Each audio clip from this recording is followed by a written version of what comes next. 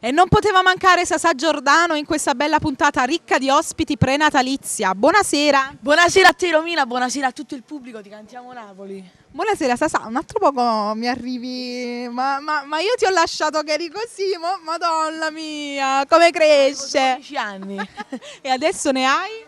13. Con una bella voce, grande, grande, grande.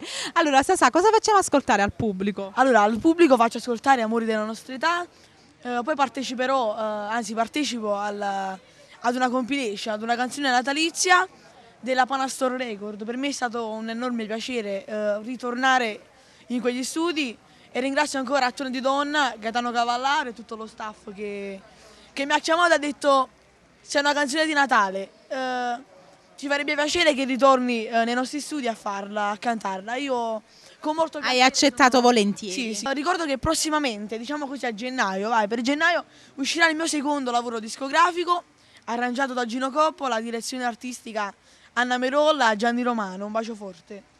Vogliamo fare gli auguri di buone feste a chi ci segue da casa? Auguri di buon Natale, aspetta, dimenticavo, scusa per la chiacchiera. No, figurati. Un saluto alla signora Katia e tutta la sua splendida famiglia. Un bacio forte.